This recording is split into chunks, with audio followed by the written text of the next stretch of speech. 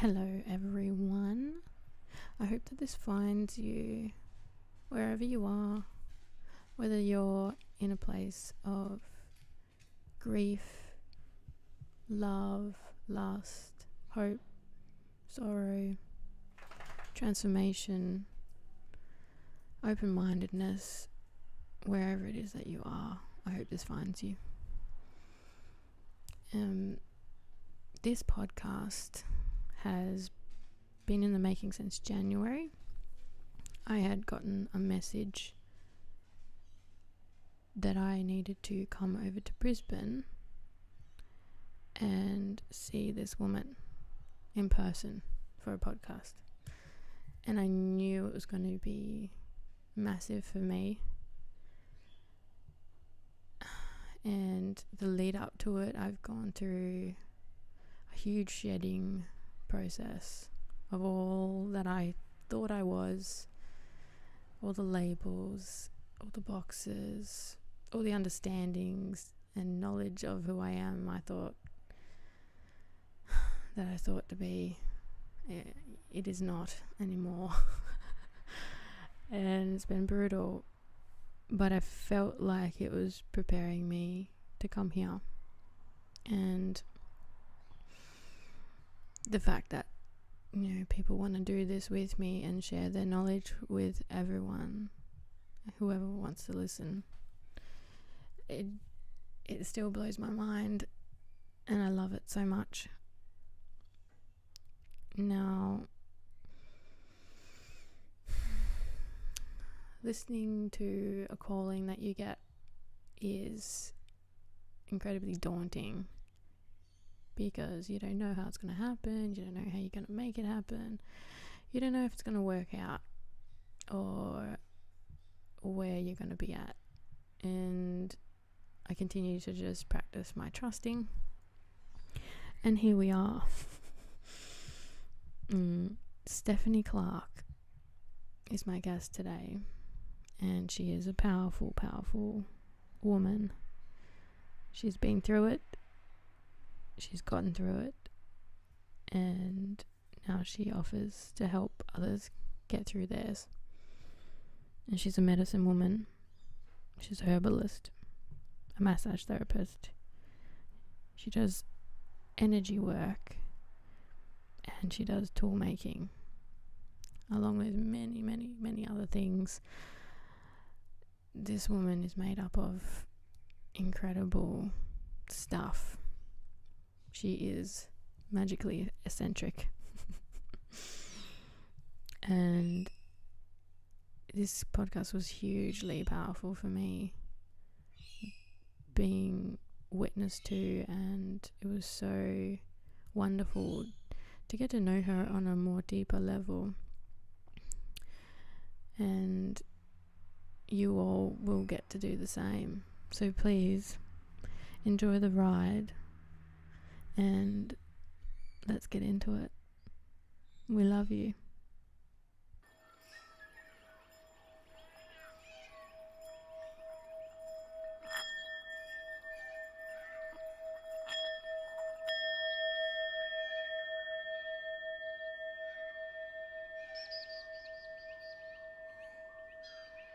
Hello, beautiful people. Welcome to the BC podcast. I'm your host, Beck, and today we have a very special guest. This is Stephanie Clark. And Stephanie, how did we meet? Well, first of all, hello. Hello. We met at a market in Rockingham at a spiritual fair. We did, indeed. You bought a tool? Mm-hmm. 28 wing. That's right. So I was walking around. I was actually having a business meeting with my dread dresser. And we saw the market there. And I was like, we should go have a look. And then saw your stall and I was really drawn to that wing. So the smudge tool, 28 bird. Powerful medicine. And Steph is a beautiful medicine woman. And we've been friends ever since, really, haven't we? It has. we've just gone on the road. Well, thank you so much for coming on and agreeing to do the podcast with me. Thank you for inviting me. And you're welcome. And having me in your home as well, your beautiful home. Oh, no, it's a blessing. All the blessings are coming this month. I would like to talk to you about, get a bit of background for the listeners, where you grew up, what your childhood was like, and how you came to be who you are. I'm from New Zealand. I was born in an area called Manawatu. I grew up in an area called Ashest. Come from a pretty dysfunctional upbringing where sexual abuse was part of my upbringing, right up until I was 12 years old, which probably stemmed a bit of destruction for myself. And I've lived a bit of a life of Riley because I ended up amongst the bikies by the time I was 16. Probably no direction when I came out of high school. Was a straight A student, but my final years I chose to find men and other distractions, and what should have passed with flying colours with all my subjects for my plans went out the door, and I ended up working in a dairy. So, but I have no regrets. In my time in amongst the bikies, I've made some really solid friends and met some amazing people, and there is a true brotherhood and sisterhood in amongst it, like you wouldn't believe. So, but I always had a fascination with healing, with alternative health, and so probably about 23 I started my studies. So I was already a mum because I was pregnant and had baby by 19, so did everything about face, and had a lot of destructive relationships, starting from 16. So, but it's evolved me to where I am now, and I started my healing when I was studying because it was getting pretty confrontational with men in my class because of body work, and I had to start dealing with all the intimate emotions around a man touching me. What was the study first? Massage. Yep. So you got no choice but to have men be your partnership. Your tutors don't defy anything that's happened to you to stop it, as far as I'm concerned. And I do remember one of my tutors said, you just got to get over this. Wow. So I had found some amazing counsellors at that time who started a lot of work towards me healing myself, and very powerful, and I still admire these women today. But it didn't stop the destructive road with men. I suppose when we haven't healed all those parts of ourselves, we allow men into our lives that are not good for us, who bring destructive behaviours.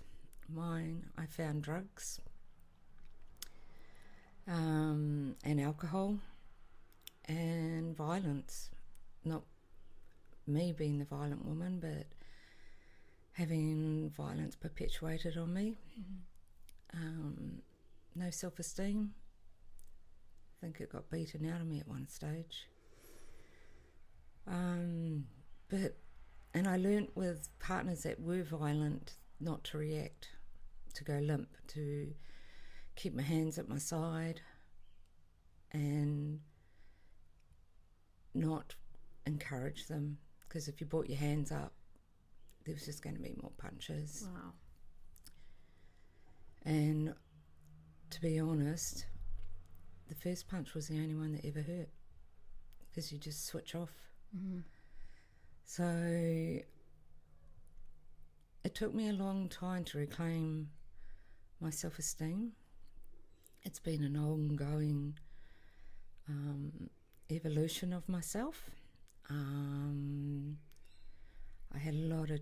I lost my best friend, my lover,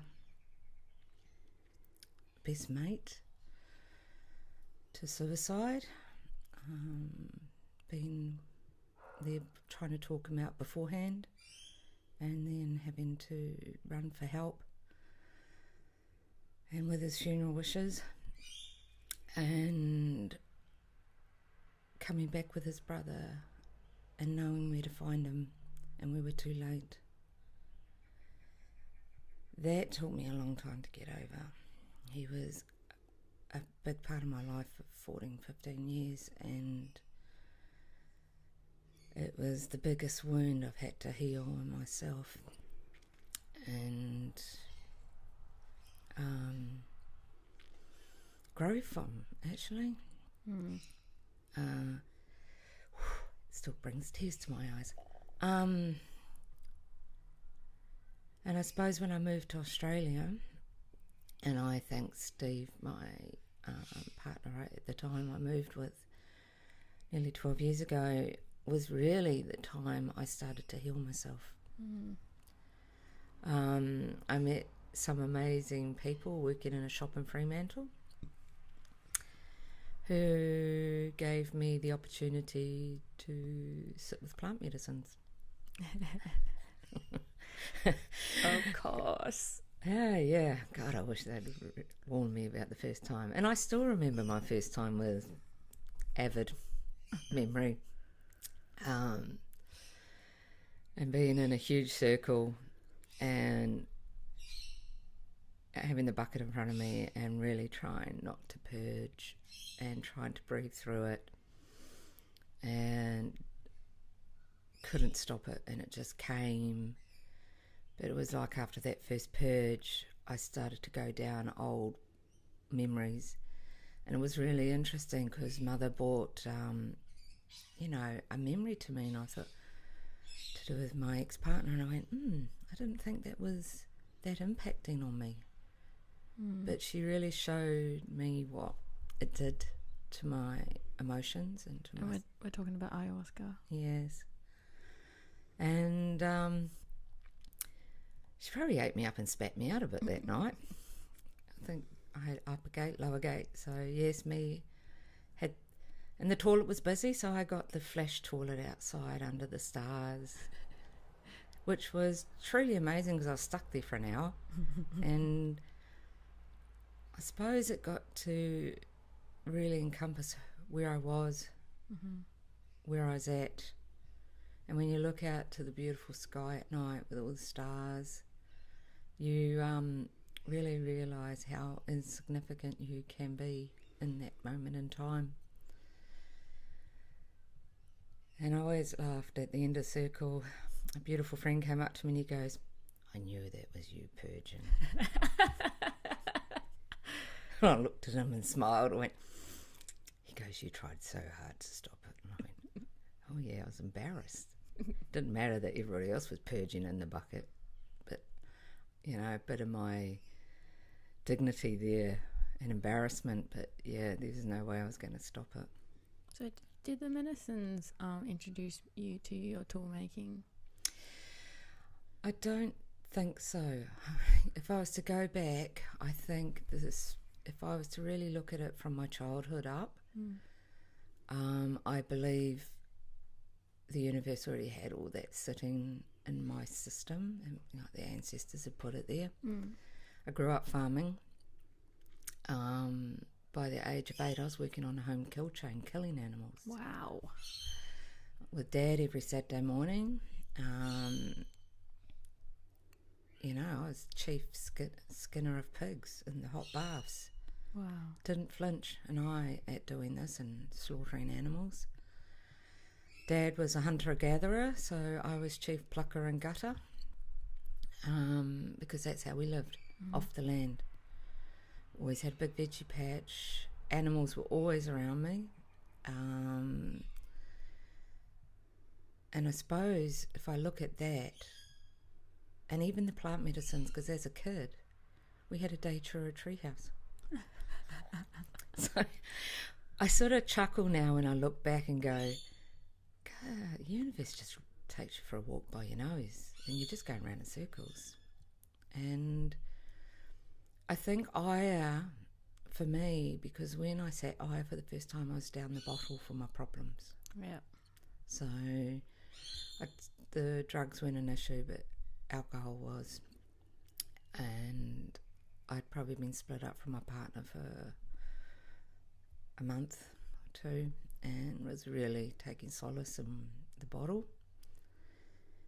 And my first night, Aya took me out of that bottle. Wow. And that was powerful for me. And she started my journey with the healing.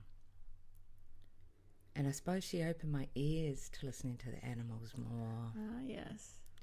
And being more aware. Because I was wondering if anyone physically taught you. No one taught me. Wow. And I still remember the first bird I picked up and how much I screwed up. I was coming back from bailing up and stopped for this bird, and it was a white-tailed black cockatoo. Took its wings, forgot to take its tail feathers, the most important part, and did my prayers, put it under the bush on the side of the road, and it always stands vivid. And if I look at the medicine of that bird, it was about taking me into the void, trusting in the journey. And then it just evolved. And not long after there, I had an Aboriginal guide step in with me. And so how do you know what the medicine is of each animal? Yeah, well, that was something I had to get used to. Because I'm an arguer. I argue with spirit. I'm not the most... My guides must go, God, she gives us a headache. Because I can't help myself but to argue the point and go, really? So now they just slide it in. And I've learnt with toolmaking too that I have to sit still. I have to be in a very sacred space. I can't do people interrupting me and being in my space when I'm doing this. Because the animals want my full attention. They want to guide me. When I get stuck, I have to walk away for a bit, and then they'll tell me what's next. And some tools come easy. Some tools are like slugging through a mud. But they're always about my process. It's never been about someone else. And it's always harder to make a custom tool that someone asks me to make, because usually my tools evolve out of my journey and what's going on in my life. And I've always done this because I used to sculpt in New Zealand. Oh, wow. And I can remember through drinking I lost my license, and I had a counsellor that used to come to me, and she used to go check my sculptures out first before she'd sit down with me, and she goes, I see you've dealt with this. Oh, and this. And I go, yep. So I suppose that's what my tool making is about, and that's what makes it powerful for me. And I mean, I've finished one a couple of months ago, and that took a year from start to beginning. Yeah, wow. I mean, start to finish, and she didn't come easy. She sat there and wouldn't speak.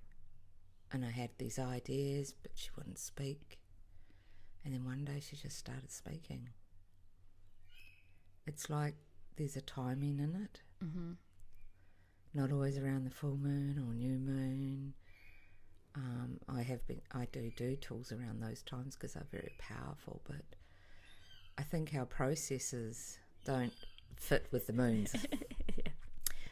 And, you know, if I look back over the last couple of years, our processes have been intense, if we want to be honest. Brutal. I know mine have.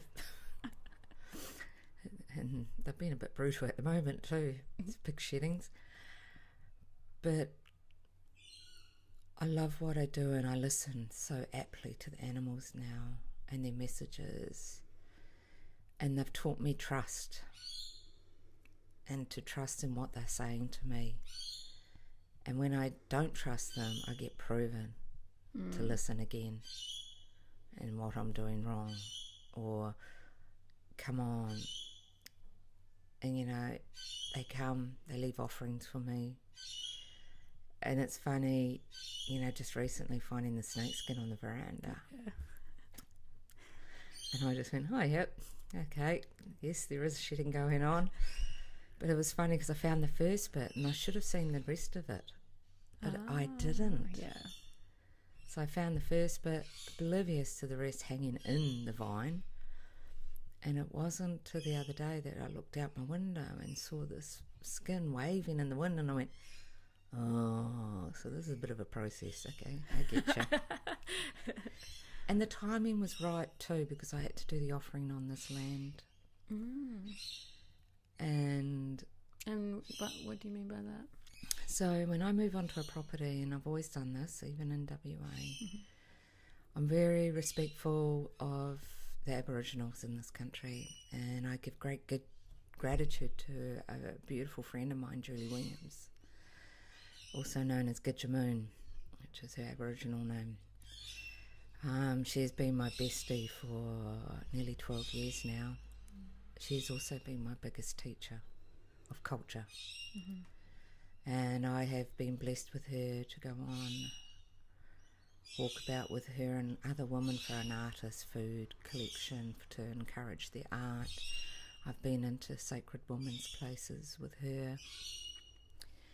And I've learned from the Indigenous, from the Aboriginals, about their culture, about their way, and especially their connection to the animals.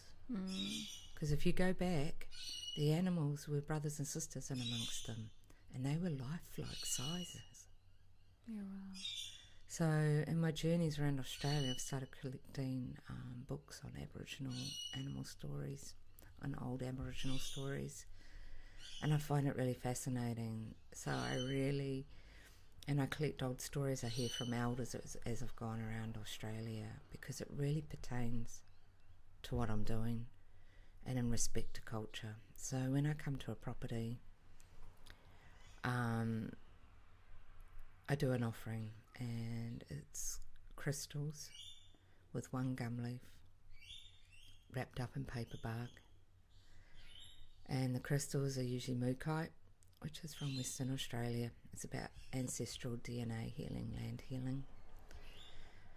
Rose quartz for love, clear quartz to amplify, black tourmaline for protection. And if I've got some selenite hanging in there, I'll throw that in as well. And then I'll wrap it up.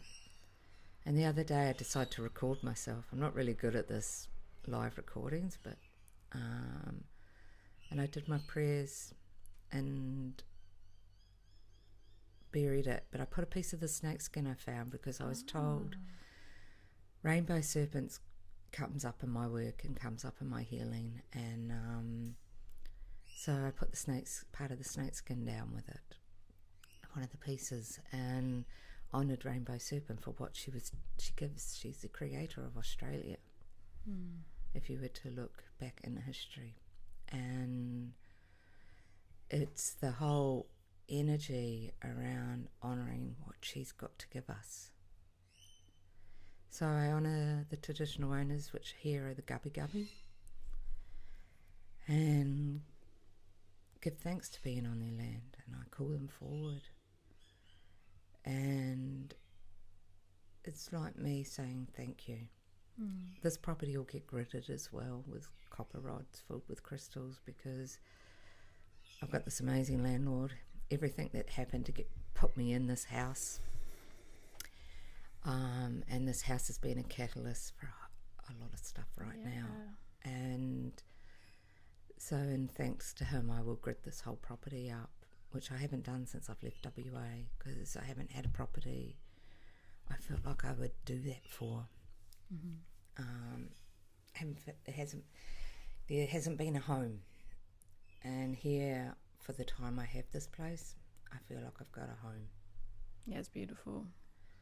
And I get to create, heal, grow, and help people. Because that's what I know I've put here for, whether it be by tool work or by healing or listening. And I'm always fascinated to hear about how these animals end up finding you, because you don't take care of them, you don't get rid of them. No. They find you already dead. Already dead. Yeah, this is it's been the biggest journey, and I'm still having this journey where people think I kill animals. Yeah. And in the shamanic way, the medicine way, in any culture that this is relevant in, we don't kill animals for this work.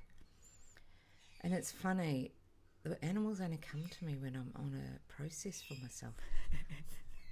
Well, it's pretty often by the looks of all the tools you've got ready. Yeah, that's storage boxes. And some of them I bought across from Western Australia as well. Yeah. So there's some that were pertinent up there. Some have come from up north when I've been on my journey up there. Yeah, it's interesting. And you know what? I've had people in the car going, how the hell did you see that? Yeah. And I'm going, oh, I can't miss it. It's like this little radar. And I get really, when I'm on the M1 heading to Brisbane on the Gold Coast, and you see something you can't stop for. Yeah. And you want to at least get it off the road, but you can't. That breaks me, because not everything is for me. Yeah. So when I do find an animal, I ask permission of its soul, of its spirit, if it's to be mine.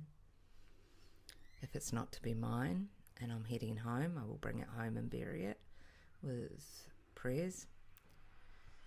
And if I'm not, I take it off the road, find somewhere safe for it, do a prayer and lay it to rest.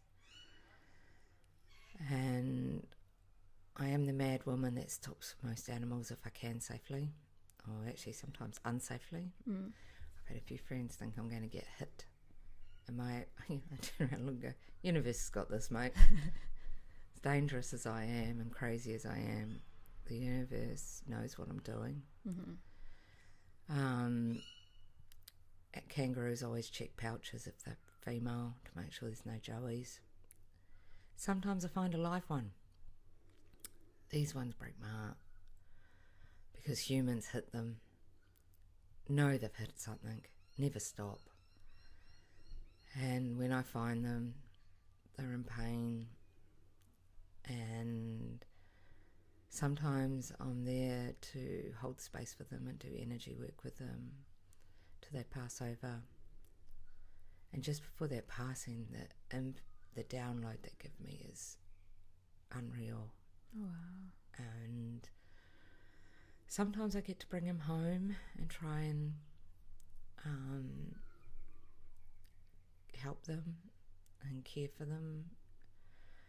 Haven't had a good run lately since I've been over here. Unfortunately, none have been released, just more internal injuries than you can help them with. And you don't know they're there sometimes.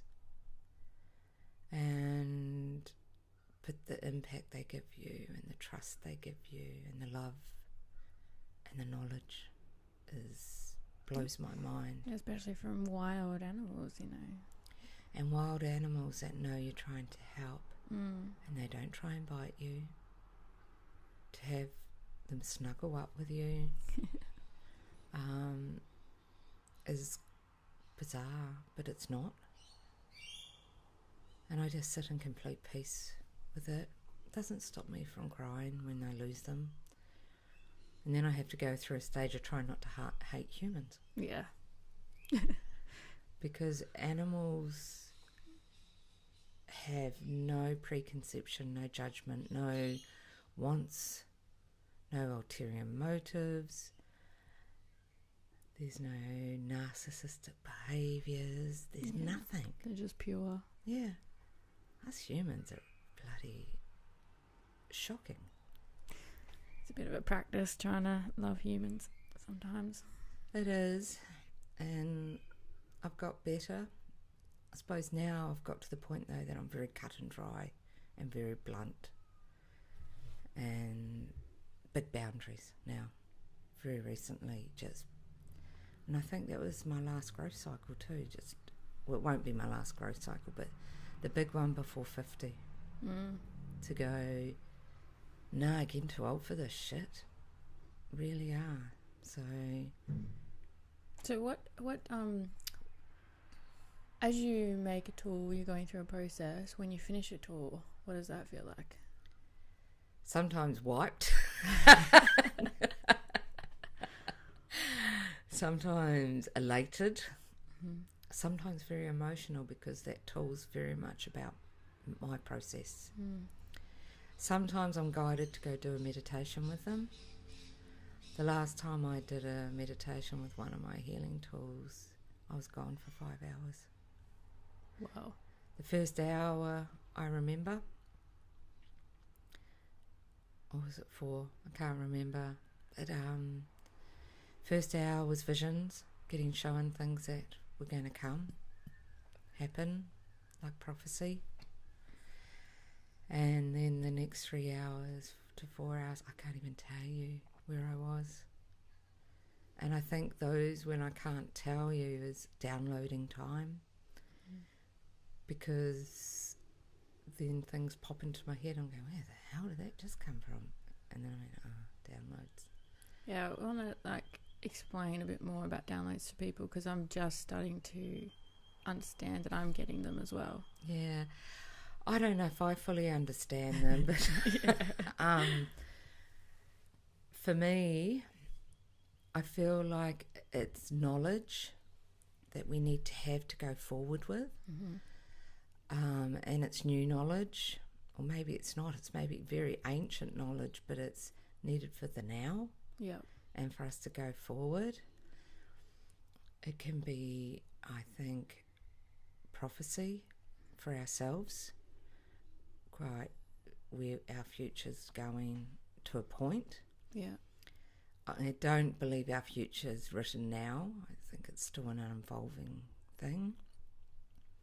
But I feel like the guidance to show us in our work on what we're to do, where we're to step next.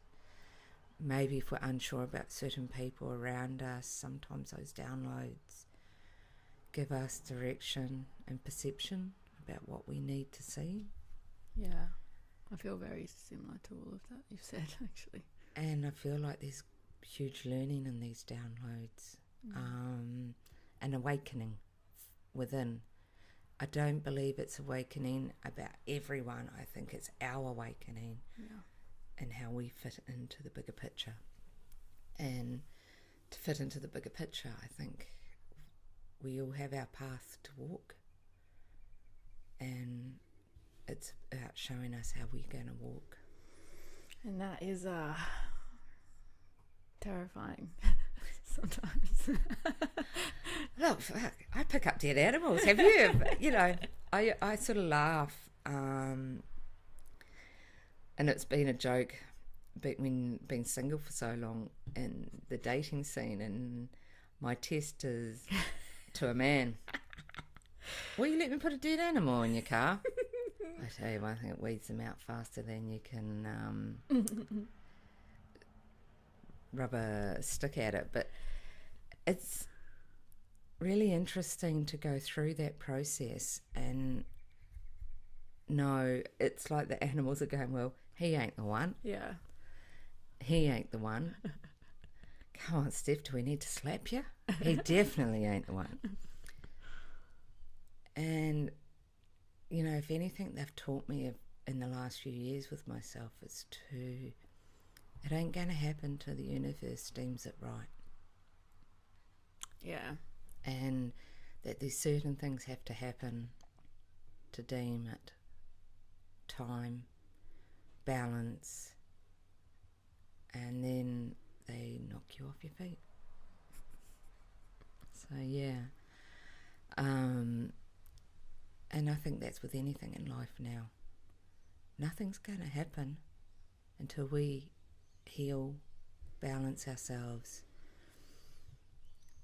get on that road to where we're going forward. And really, it's a lot of deep work. And it's not pretty. You know, I think that's the thing people aren't aware of. Like, I think that's what holds people back from truly deeply healing. Is that it's not pretty. It's ugly. Ugly as shit. It's you know, I look at my life, and I suppose, and it's leading me to, at the moment, to look at doing holistic counselling with mental health as a subject. And I've got a beautiful friend encouraging me the whole way, and he really wants me to step up into this. I think you've been doing it for years anyway. Yeah, but you've got to have officially qualifications. Yep. And I do look at people that get in touch with me privately through my business page who I've been helping, and just being honest and blunt, you know, all about my journey. My journey hasn't been a pretty one. It hasn't been everyone's cup of tea. But if anything, I can pull from that journey now and help people. And I'm not afraid to talk about it. You know, I lost my virginity before I was 5. It's taken me a long time to reclaim my part of myself as a woman and grow and be at peace with myself and realise I'm never going to be that stick figure woman, that I have to love myself as I am, who I am, where I am now. And I'm not everyone's cup of tea, and that is fine, you know. Some people choose to love me, some people choose me to hate me. That's theirs. I don't need to take it on anymore. But I also don't have to put up with bullshit. Damn straight. And none of us do. And you know, you know what the biggest fear is? Letting go of people who are, when it doesn't, isn't for your highest good. There's all those insecurities about letting go of friends or people or family members that you really, it brings up fears. Family members are I think the harder ones, because you have this conditioning of you're supposed to love your family no matter what. Hell no. Jesus. You know what? I had to run and shift countries. Look, I love my family and I love the closeness, and I've got an amazing mother who I love dearly.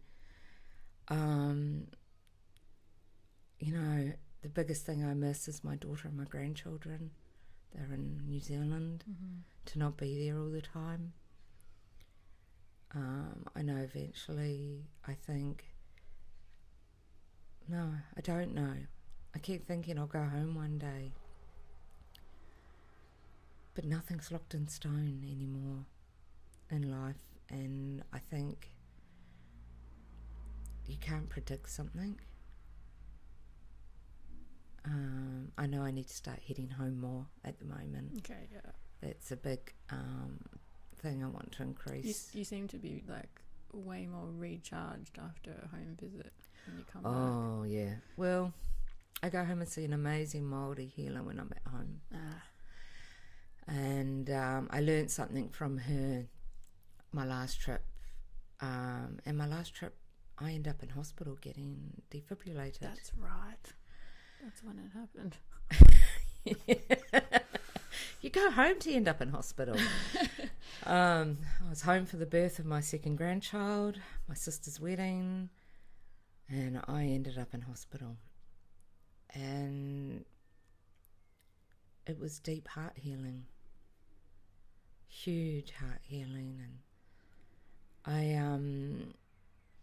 went and saw Titiana, and it's really funny. Her grandmother of recent has become one of my guides. Wow. And I had to get in touch with her because to her it's her namesake. But she was doing a healing on me. We were going through my heart stuff, and she explained to me that I have 1 foot anchored in New Zealand and 1 foot above Australia. And I have one of our gods that walks with me from New Zealand, and I know who that is because he's walked with me a long time. And she said it's the only way I can operate, because New Zealand is my anchor. It is where I get my energy source. It is how I honour the culture that taught me so much, to honour a culture in this country that taught me so much. And it's the only way I can exist in this country. So when I go home, it's like I get a charge up. I'm grounded. My daughter takes me out to my favourite beach, which is, you can't swim, but I go there to clean all my panamu and bless it again. And Panamu is greenstone. Oh yeah. The waves there, the sea there is savage. To hop in it is death. Right. But it is alive. It is wild. You look back at Wellington and it's, just feel alive there. I feel cleansed. I feel grounded. It's a stone beach. It's not sand. And we've usually got her dogs with us, my grandchildren, and we're letting them go loose. And I feel clear. And in the distance, if it's a clear day, I can see the South Island. So, and I'm just humbled by the energy that is there for such a wild beach. And it's my grounding. And then I usually hit the bush. So yeah, it's my fill up, and my grandchildren are my fill up, and so is my daughter. You know, I have an amazing friendship with her, and I'm very blessed. And she hasn't had the easiest ride with me as her mother. But you know what? She loves and accepts me as I am. Probably calls me a weirdo on occasions. And there's a few jokes about my retirement age. But I love her and the power that is within her to get over some of the things she's had to go through and grow as a woman, as a mother. And I'm very proud of her. So you have had a really good communication. Have you done any healing processes together? She's an atheist. Okay. She got brought up by me in a spiritual, healthy, and she went the opposite direction. Well, that's all right. She's conventional medicine, so we butt heads a little bit. Yeah. But I have to respect her view. I have to respect what she believes in. Don't have to agree with it. Just like she doesn't have to agree with mine. But I laugh because she'll ring me and go, "Mum, got a dead bird. Do you want me to put it in the freezer?" I mean, you know. And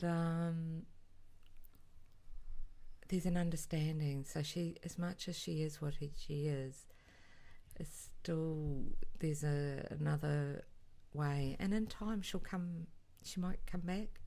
But if she doesn't, that doesn't matter. Yeah.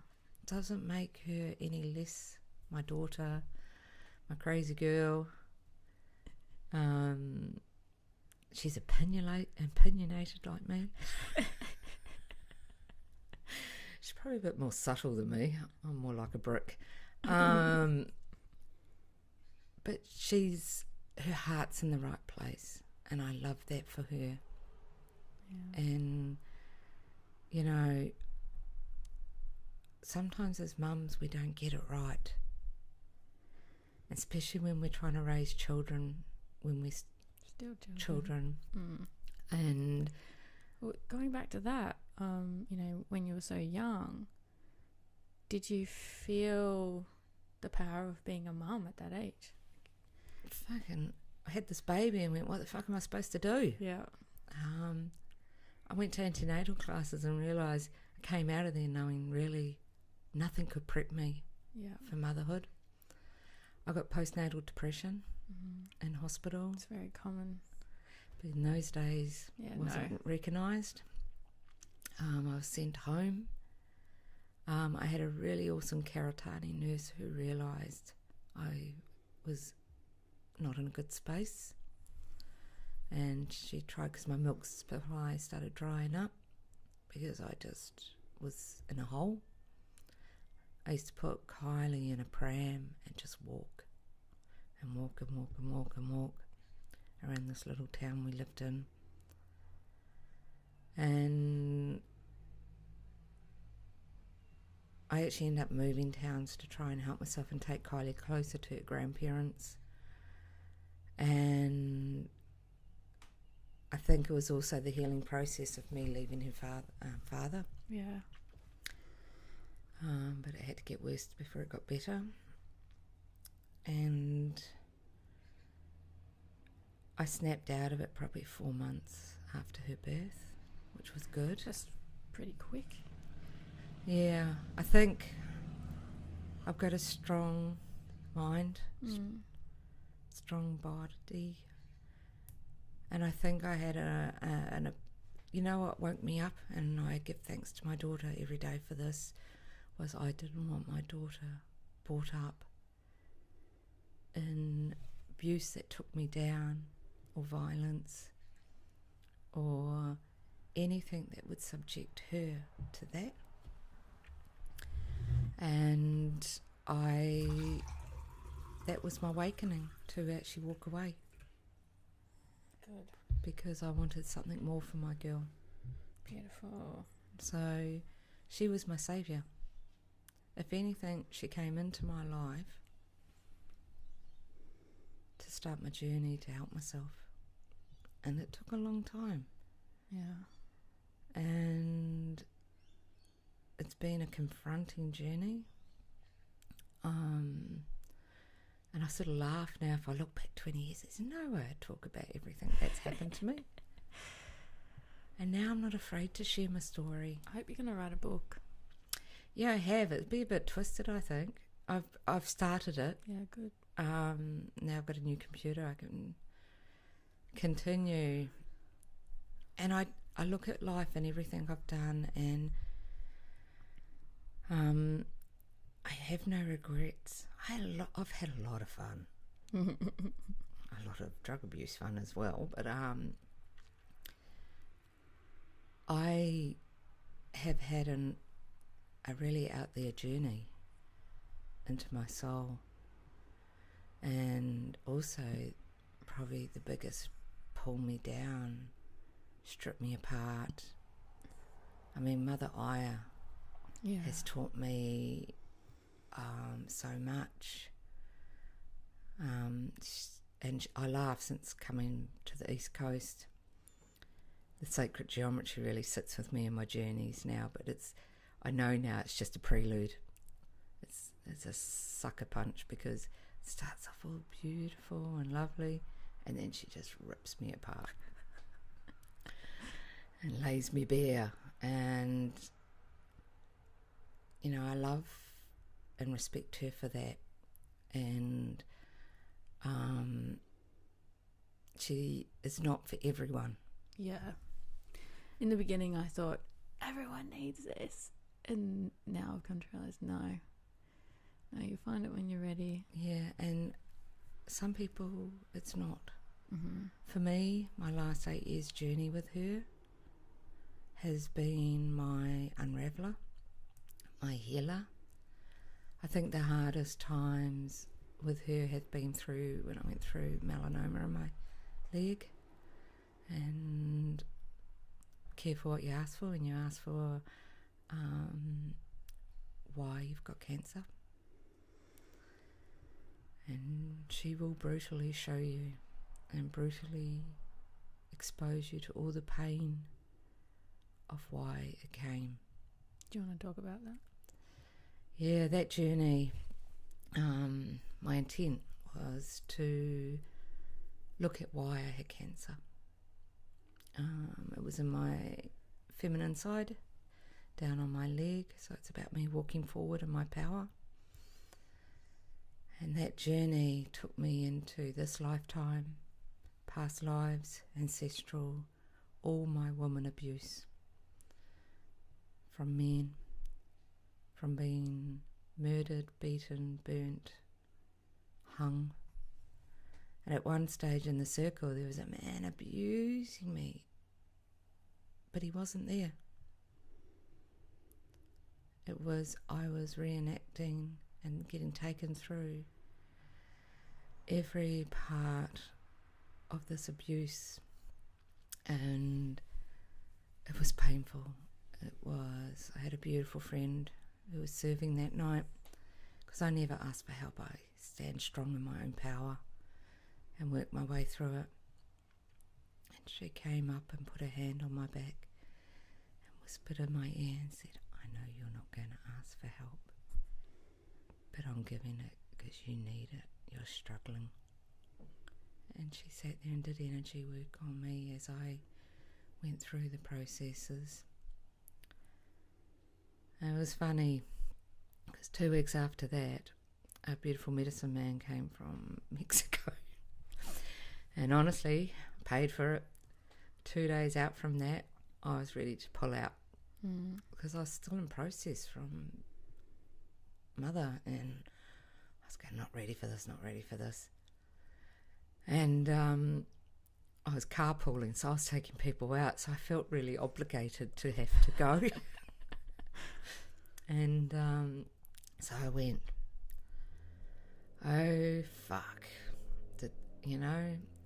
This guy's telling you this can be an amazing journey, or it cannot be. Well, it wasn't an amazing journey for me. Peyote ripped me open, spat me out. One stage I was in the fetal position outside the teepee. They didn't think I was going to get up. But I dragged myself off that ground and put myself back in circle. And I looked at this guy across from me who was in this blissful, smiling state, weaving to the music, and I was looking at him going, you bastard. Fuck, I'm having this hard journey and you're just in this blissful state. But this medicine man, his words to me was to feed my cancer to the fire, to the sacred fire. And all night I fed my cancer to that fire. All the prayers we got up and did was about self-healing, self-letting go, what I truly wanted in my life. My offering of tobacco to the fire was all about letting go. And, it wasn't a good journey. And my word of caution was always remember where they tell you where the pits are for vomiting. Because when you come running out of the teepee and realise you didn't quite hear that, and you're looking to go, where are they? And in the distance there's this little light, and you run. No, grandfather was a hard journey for me. But the one thing I got from this medicine man, among a lot of things he taught me that night, was I lost all fear towards cancer. Wow. And that there's nothing can beat me. And the next day we couldn't believe the cancer was just oozing out of my leg. And we were just going, this is wild. Wow. And I always have the deepest respect for this man and the teachings he gave me that night. The teachings the medicine gave me. I haven't sat with it again. I paid for when he came again, but pulled. Yeah, because your heart, right? No. I felt like it wasn't, I didn't need it. And it was really funny because the night they sat, I went into process without being on the medicine. Yep. And I sort of chuckled that night when I didn't need to be in the circle. That was the one that I came to you for healing beforehand, right? Yeah. and then you had a big one with it. Yeah. I didn't need to be there. Yeah. I had my own process going on at home, and I went, wow, this is potent. And it's a bit like when I look at plant medicines, you have to take them once and they're with you for the rest of your life. Yeah, I definitely find I'll go into my own journeys just at home doing the washing, folding the washing. Yeah, and it's the same, I suppose, with animal medicines. Their teachings sit with me. What they have to show me is unreal, and sometimes I sit there and go, I must be crazy. A lot of people don't understand that side of me, and I am a little bit probably crazy. You have to do this work. I don't know, it just seems like so normal to me now. I feel crazy sometimes too, but hearing you talk about all this is like my normal now. Yeah, I teach this normal. And it's funny because I've got people wanting to be taught, stepping up, and I'm not into big classes. I just want to do one-on-ones with people, and it's not about big money either. I still hit the male ego with what I do, because tool work in this world is traditionally a man's job. Oh, I didn't know that. Man's work. Wow. So you hit males who are tool makers, who sometimes believe you shouldn't be doing this work, or they've got ego involved and they strip you down. Okay. So that's been an interesting journey too. But then you meet some other male tool makers whose souls are beautiful, who embrace you as a fellow creator, and they're the beautiful people you want in your life, and who there's a respect for each other's work and what you do. And it's not an easy journey sometimes. I don't need to sit medicine all the time, because the animals do their stripping down of me, and they can leave me quite raw. Tawny's been my teacher for probably the last 6 weeks, and has become a beautiful brother's teacher. What's Tawny about? Tawny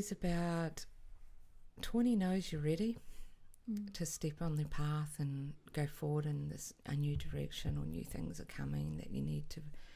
But sometimes you get into procrastination or fear, and you're stopping yourself. Well, Tawny looks at you and goes, get over yourself, and gives you and pushes you. Right. You might not think you're ready, but he knows you're ready. I saw Tawny when I caught up with my sister for the first time in 8 years, I think it was. Yeah, he also teaches you another wisdom, because Tawny's very much about camouflage, positive camouflage as well, and to become one with the tree, because they become the stump. Yes. And that's about watching. So even though he's trying to push you to become the watcher of everything that's going on around you too, because positive camouflage is sort of been, I always think of it like an old witch's spell I've always known as inwardly quiet. And you sit and you watch. You don't speak. You don't voice an opinion. You just watch. And you get shown things, and things you need to see that maybe sometimes you're not seeing, because you get lost in the life or the bullshit, and you get shown some truth sometimes that you need to see. So Tawny, and I've rescued a Tawny. I lost him after 9 days, Popeye, but he taught me so much medicine in that time. Were you in this house? No, when I first came back down to the East Coast, I was living out Koran, and he used to sit on me, snuggle in, and just, what I didn't know, he had an aneurysm in his brain. So, and you can't. Birds are fragile. When they get hit, depending where they hit, to whether we can get them to survive. And I found him on the Bruce Highway, so speeding car, 110 k's. No animal lives very well through those sort of things. But Tawny's been a big teaching for me here, actually. It seems that every time I've got a new step to take, Tawny comes. Up he comes. And the other night, my beautiful brother rings me and goes, "Do you want these wings?" And I went, "Of course I do." And he goes, "Oh, I've got a bag in the car. I was going to drop it off at the op shop. I'll leave it for you. It's a backpack." And I went, "Oh, cool, I needed a backpack," thinking small. And I got home from getting groceries and I go, "Where the hell's he left it?" And I looked around and it's this huge backpack. And in it, not bagged up, is the set of 20 frogmouth wings. And I went, "Of course." And like he said to me, he did the process, did the prayers, thanked the bird, took it off the road. And I love that, for him. He's one of the beautiful brothers I've met since living over here. Gorgeous, gorgeous soul. And, he cracks me up. And he shares wisdom, because when he rang me that night, I was in a real kerfuffle about some stuff, and I'd let the monkey out of the cage. Should have put its gimp ball back in its bloody mouth, but no. Had to let the monkey out. And he was going through a huge process when he rang me, and we had a bit heart to heart, and some things he said just rang true for me and really helped me put the monkey back in that cage and put the gimp ball back in its mouth and shut it up, and realise that I was bringing these sabotaging moments through, and that fears around men had really come to the surface because of someone stepping into my life that I met 18 months ago, and he's stepped back in. And right now I'm just enjoying the friendship and what's growing. And I'm having to work through my own stuff around this. Yeah. And it was funny because when we caught up and I said to him, the last bits around men aren't going to sort themselves out till man enters my life. Yeah. And wham. And I went, fuck. Jesus. I feel like it's going to be the same thing for me. Look, I think sometimes we can do all the healing we want, but then we need the mirror. And we need the right mirror, because that mirror isn't going to get all scared of you when you're going through shit. Yeah. It's going to be support, going to be let you do the meltdown, let you get into a stupid headspace and then slap yourself stupid and go, God, I'm an idiot. What the fuck was I doing? That's what I've had to go through, and he's been a great support, because I'm not good at going to doctors. I'm a herbalist. I look after my body myself. But unfortunately, some things have been going very haywire in my body. And I've found a very awesome doctor who believes in both sides of the medicine and is very respectful of my beliefs. And for once I'm listening, because what's been going on in my body has been going on for probably 4 to 5 months. And the pain had got to the point that I wasn't coping and not feeling right, not feeling balanced. And it was funny, the day I went to the doctors, the day the pain stopped, I went, okay, this is the universe saying, right, you're here, let's sort this out. Yeah. So blood tests, ultrasound so far, and there's still some more tests I've got to go through. And we've found out things that we can from those. Found out that I'm full-blown anemic and I'm not absorbing protein.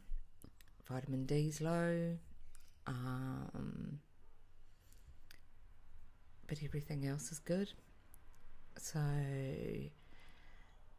they can't figure out why I'm not absorbing protein, and that's not going to be found out till I go in and have a colonoscopy and endoscopy and see what's going on in my body. to stop all protein, so I'm not absorbing anything that I'm eating. And yesterday I had my first iron infusion. Wow, talk about one that they went through on both arms, both through my veins. So that wasn't a joyful experience till they got it right. But I'm not, I'm clear in my head. My energy's back. Your colour's back. Yeah, I feel like someone's just given me a whole lot of guarana, and I'm on Energy Bunny. And that's really great, because I've been dragging my ass, and how I've coped with all the work I've been doing. I don't know how. Crazy. And because I thought I had chronic fatigue, because I've had it before, and I had it when I came out of drug addiction, not out of using drugs, and I suppose addiction. I was, and I cleaned myself out of taking drugs years ago, and I got chronic fatigue out of it. Wow. And do you think that's just your body going, oh, we can rest now? We need to rest. Yeah. Because I just couldn't get it together. Because in New Zealand, with the partner I was at that time, cocaine and speed was disappearing, and along came pee. And here in Australia, you call that ice. Oh. Dangerous drug. You start as just a weekend user, then you increase. Held my business down. Actually, because of it, it ended my relationship with that man. I had an awakening. I did have to go down a flight of stairs, drunk, off my chops, and probably because I was drunk and high as a kite. That's the reason I didn't break any bones, because I was like a gollywog going down from the top floor to the bottom floor. And I put myself to bed in the car, and I woke up to my partner at the time and another friend fighting, and something snapped. And I got out of the car, told them to get in. A lot of swearing. And we went home to a friend's house. They went to bed. I packed the car and waited. And when my partner woke, all I said to him was, we're going via my grandparents' cemetery. I need to go talk to them. And he didn't want to leave me alone in that cemetery, because I didn't speak 2 words all the way home. So 4-hour trip was ice quiet. Didn't speak for 2 days. And on the 3rd day I walked into the sitting room and said, get the fuck out of my house. We're done. Good. And I'd already not been taking drugs. And then I stopped everything and cleaned my body out. And Dave, my beautiful friend, he was the man that was there when at 2 a.m, and I'm going, calling wolves, needing a way. And he thought his brightest idea, because I hadn't smoked cigarettes in years, would be to stick a cigarette in my mouth. Come on, Steph, you need something with your hands. Give you something to do, get through the nerves. I went, oh yeah. Took one puff, sucked it down, and ran for the toilet and vomited. I went, I don't think this is for me either. But he helped me. He was there, listened, helped me start the process. And I suppose it was the start of cleaning my act up. Don't get me wrong, I still occasionally put speed up my nose, but my time with P was done. And I watched it destroy everything around me, people I knew. And yeah, it's a freaking intense, it's destructive, consuming drug. Yeah, it's ugly. There's nothing nice about that drug. You know what? I don't believe in hate at all. I think hate's the lowest emotion we can hold into. But I dislike that drug with a passion. You know, I could say I hate it because what it does and how it destroys. And how it destroys everything around it. It's not a nice drug. So, yeah, it's funny. I've come this track and I'm here doing this shit. Going, and it's even for me now, weed's not a part. It's a depressant for me. Yeah, that's interesting. There's only a few people I've heard say, like, there's a sweet spot of being able to get creative, and then if you go past that, it just makes you lazy and depressed and paranoid. I used to use it when I sculpted. You know, if I got stuck on a sculpture, I'd go, have a cone.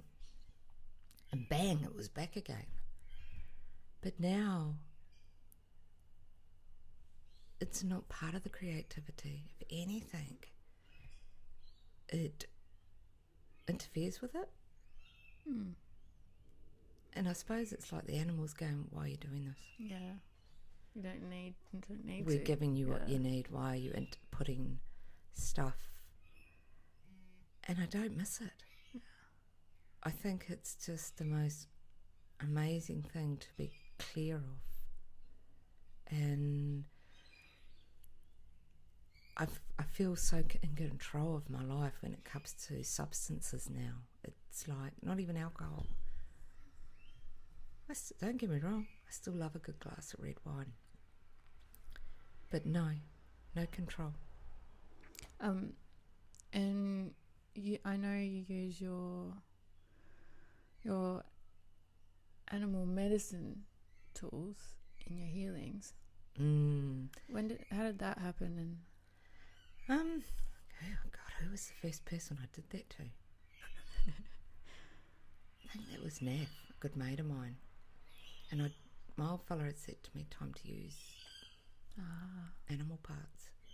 And how long had you been doing energy work before that? Because it kind of started with massage, yeah? Yeah, I learnt polarity 25 years ago, which is an old form of energy work. Very constructive because you've got to have your hands in certain positions. And I sort of walked away from my energy work back in those days, and because it was getting too strong, I wasn't coping with what's getting shown to me.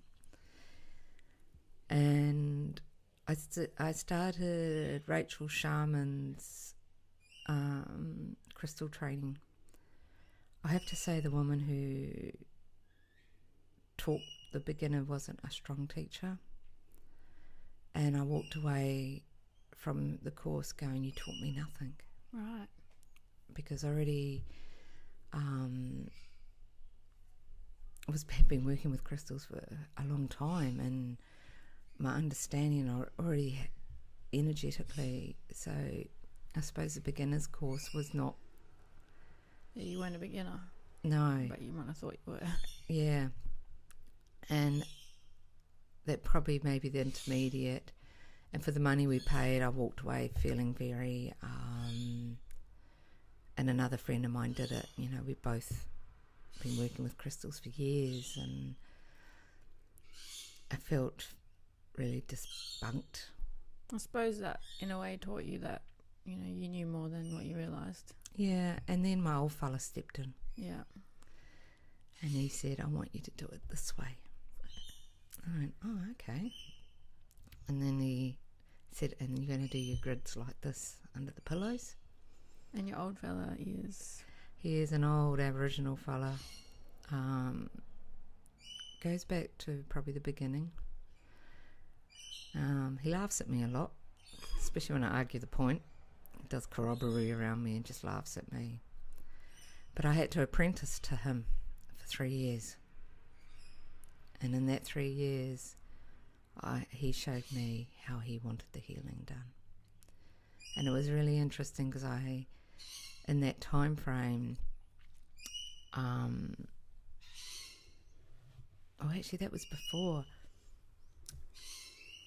the apprenticeship.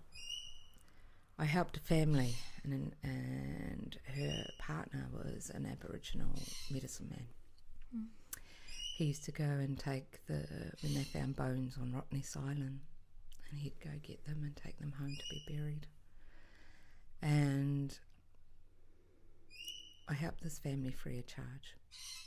The daughter was self-harming, and I got to see all his beautiful tools that he made, spears and shields and all sorts of boomerangs. And they gifted me a stone, and it's nothing flash, but it's totally flat.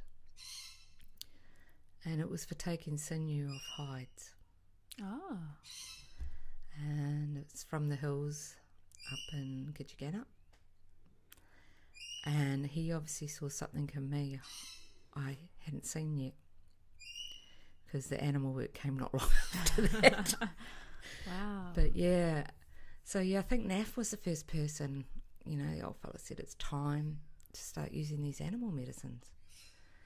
And I just went, oh, we're going to have to choose clients well here. Yeah. And it's about to get crazy. so,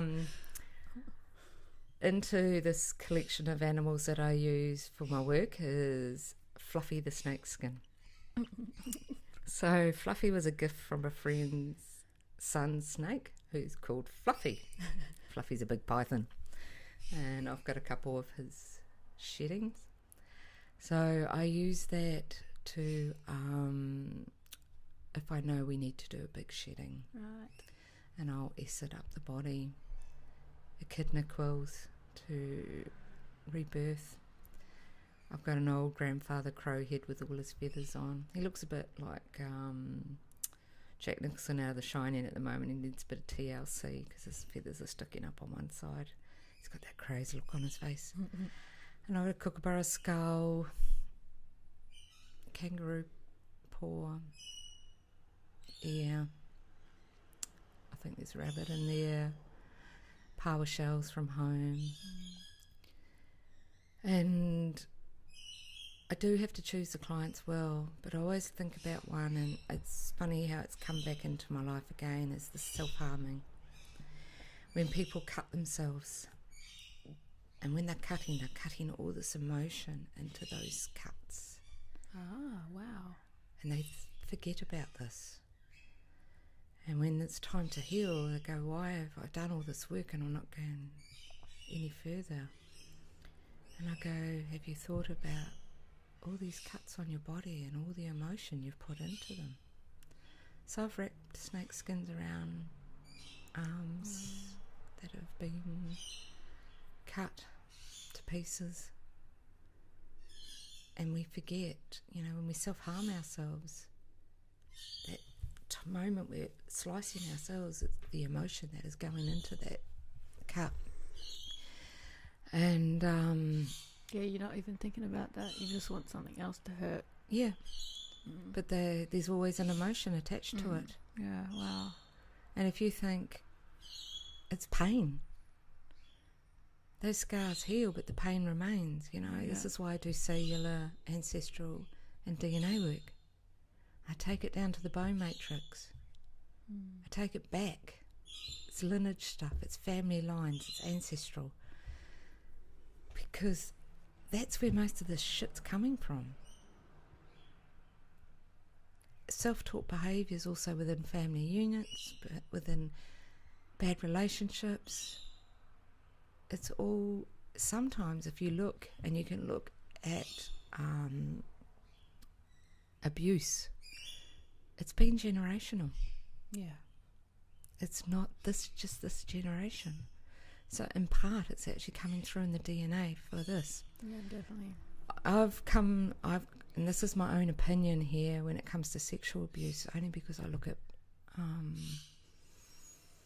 my own family and other people's families, that I believe women who, and men, because we forget that the men get sexually abused as well. Lots. It's not as talked about. That we carry a radar for predators. And predators aren't always going to be the sexual abusers. They're going to be the bad relationships with men, violence, the narcissistic relationships. And I believe until we heal ourselves, that this radar is alive in our bodies, drawing these people into us. Yeah, I see it. I call it something different. It's like a beacon. We have a beacon, and they're the ones with the detector. Yeah, and they know. Yeah. And they know that we are vulnerable. Mm. And I even got taught a lesson probably about 4 months ago, because I've done a shitload of healing around that.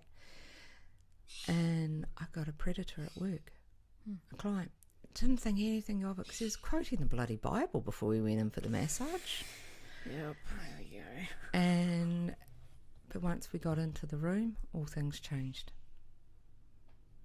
And it was interesting, and maybe because of what I knew, what I've been through,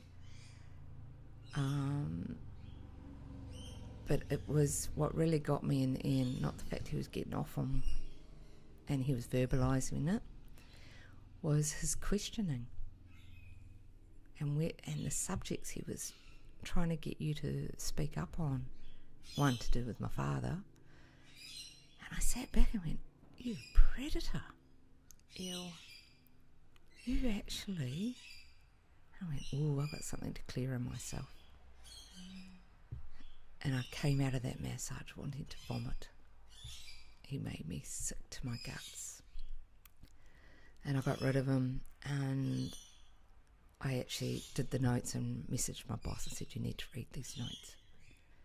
She rang me straight away. She said, Steph, out of all people who can take shit, you're the last one I expected to react. I said, he was a sick individual. He's a predator. And it really reinforced me that there are men and women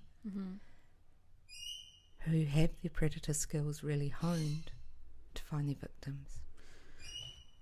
So, did you finish the massage? Yeah. Why was that? Why didn't you kick him out? Didn't register? Didn't register. I was lucky it was only a short massage. That's the thing too. They have a way of making you not recognise what's happening until it's kind of like over, and you're like, whoa. I think I recognised, and I think also part of me couldn't believe it was happening. You know, this is I haven't had a guy like that in 10 years. The last one was a Australian famous comedian. Right. And I always remember this, and that shook me up really badly. And I had two beautiful blokes who are good friends I used to massage. I said, if that ever happens again, Steph, you ring us and we'll come. Very protective of me. And I moved to Far North Queensland, and I was coming out of a massage, and the male therapist said, oh, Steph, there's waxing here for you to do. And there standing was this comedian with his daughter. And I just froze. And I took the daughter downstairs to do her waxing. And once it was all done, I came back up. I said, don't you ever book that man in with me. And I didn't know who he was till then. Yeah. And this male therapist said, and he goes, why? And I said, I told him what happened. He goes, he wouldn't do that. I said, why? Because he's famous? Because he's a comedian? What makes you say he wouldn't do it? And I can remember that just bringing up so many vulnerable feelings, that you're in a massage business, spa, and you've got a male therapist who's going, wouldn't do it. You know, come on. How many men and women have been in that situation where the people around them look at the people and go, no, they wouldn't do it. Yeah. So I have a pretty good instinct now on people that are like that. It's like my own radar. Yep. And it's and to keep safe for yourself. Yeah, you do. Because while you're going through this healing process, you can be vulnerable at times, and you've got to still be aware of what's around you. And also, when people show up that maybe they shouldn't be in your life, is to be really to take it sometimes a back seat and look. Yeah, it's like a little reminder of you, like establishing your boundaries and going, let's have another look here. Thicken up your walls. So my journey in life has been interesting. But no regrets. No regrets for anything that's happened. I just need to go pee. You're welcome to keep talking, or I'll edit it out and stop. Edit it out and stop. Okay, cool. All right, we're back from a little break. Yeah, let's talk about the feather readings you've started doing. Are they a new thing? It is. I started reading oracle cards back in Perth, but it didn't feel right. I'm not too shabby at it. And then, as always, Spirit steps in and went, we want you to change. This is where we want you to go. And it was, I had to go through my collection and choose a number of feathers from different animals. I left out body parts because I thought that might be a bit confronting, having a fox paw or a rabbit paw or a head sitting there. So. Oh, maybe for selective clients. Right. So I refrained from just beautiful feathers from beautiful birds. But they also wanted me to work with the crystals because it's been something, part of my journey for 25 years now. Yeah, you know your shit when it comes to crystals. And they speak to me too. I mean, going into wholesalers can cause me headaches because they're all speaking. I find a lot, some of the wholesalers over here, one in particular, the energy is not good. And they're just screaming. They want to go home. Well, I remember when I started doing that job in Freo, working out of that room, and you were like, I'm just not going to say anything because she needs to learn for herself. And I didn't realise there was all black magic there. And the crystals were telling me, get out now. And we need to listen to them. So I never experienced that before. Oh, fuck, I experience it all the time. It's like also when I'm choosing, because I'm really fussy with what I choose to bring home. Yeah. And it's made me, because the East Coast is very expensive for crystals. Okay. Compared to my wholesaler in Perth. It blew me out the first time I walked into a wholesaler and I went, this isn't a wholesaler. How do you... Because I don't believe... Okay, look, you're going to have specimens that are expensive, but your common pieces shouldn't be... And I was a bit flawed. So now I've gone out looking for smaller wholesalers, which I've been blessed and found. And I go see the old fossickers, the old fellas that go out getting crystals here in Australia. So I've started carrying a lot more Australian stuff. Find some great pieces. I'm low at the moment. I need to go to a gem fest to restock up, go see some of my old fellas that I like seeing and get new pieces. But so it came to the crystals as well, so I had to choose. So I've got 12 feathers, 12 crystals. And it's the way that I work. I still have a tarot deck sitting there. If we've got time, it gets opened. So they're going to choose 3 feathers, 3 crystals. And it's interesting because the moment they start choosing and placing them in front of me, I start getting a story. Wow. And the story's getting spoken to me. And I've got a bad habit of forgetting to take tissues. I'm a bit blunt. I don't pussy around. I also don't read for the future. Future's not written. Yeah. And that's not my forte. My forte is to help people sort their shit out now. And you know what? Those feathers tell me everything about the person and what's going on, where they're at, what they're going through. And when I start telling them, they just sit there going, how the hell are you getting this from feathers and crystals? Yeah, they're speaking. And then I watch them. You know, Dave taught me something. We used to do it years ago.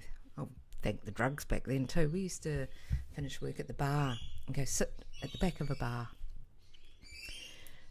probably on coke or something, but we used to people watch and watch people play out. And it's funny, you used to tell the story that was going to happen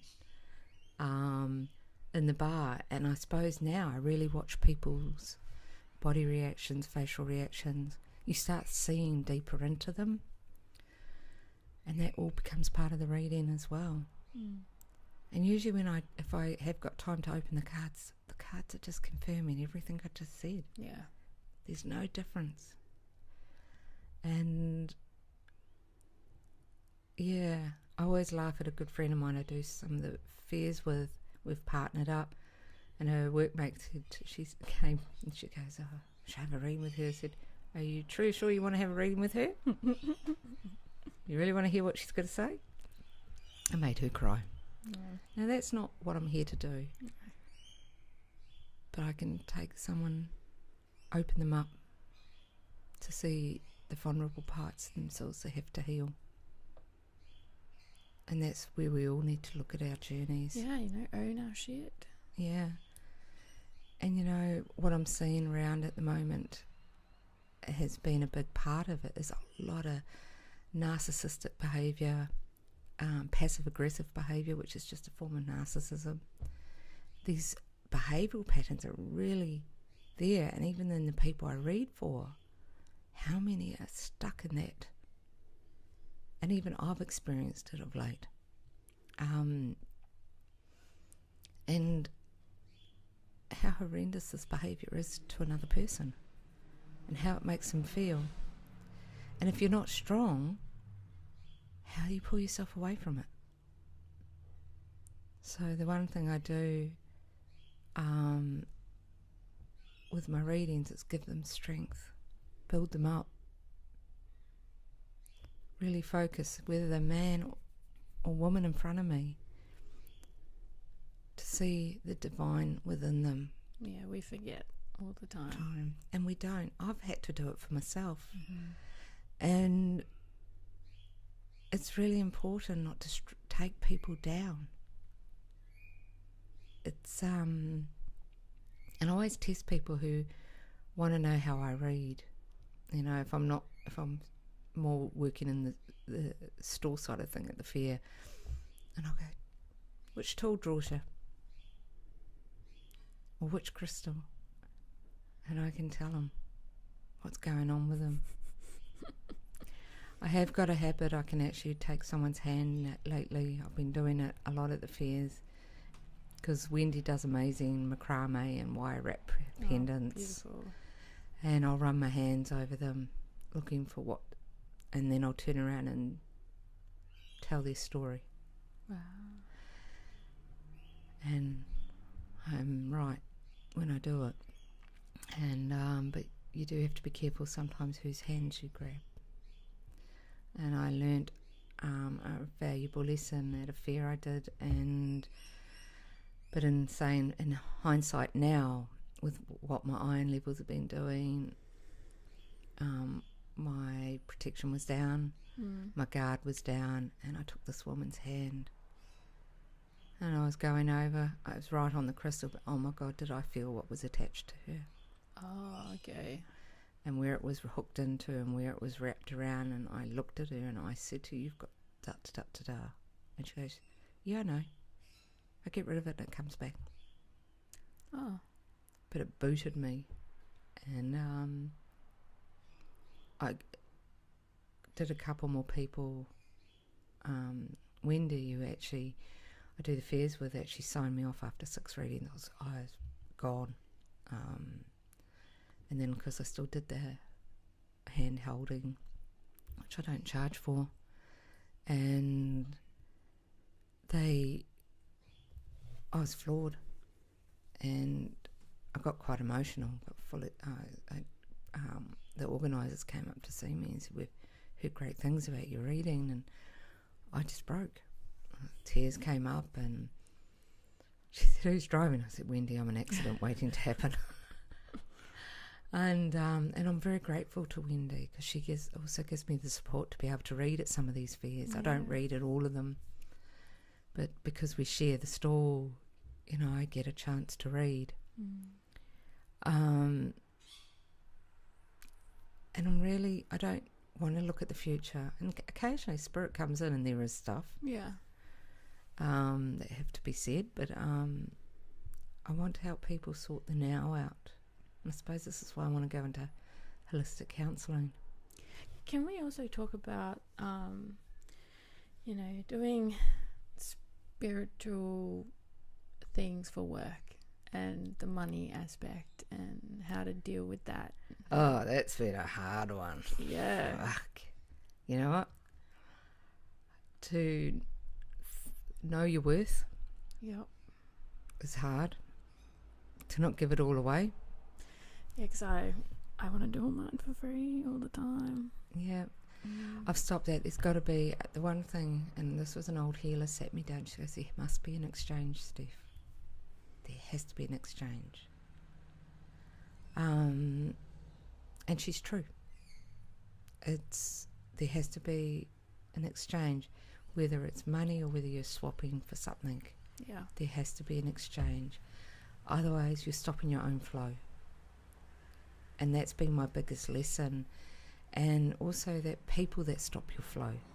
It started raining right now. Go, mother, you're bloody excellent. Oh, wow. But yeah, no, money's just, I'm trying to... it's an energy. Yeah, it's an energy. So it can be a good energy, it can be a bad energy. And I think when we focus on we must have X amount of dollars, we get lost in that the flow of what we need to have to support ourselves. But when we also, to do this work, we've got to pay the bills. Yeah. So it has to... And it really helps people. Like, it's not just something people do for fun. It can really, really change people's lives. Yeah, and I get that when I get people message me after coming to a healing. Yeah. Or so much has happened and they, the gratitude, there's my payment. And I do. I choose accordingly to the people to what I charge sometimes. Yeah. If I know their circumstances too, if it's not financial. Yeah. And they really need this work. I've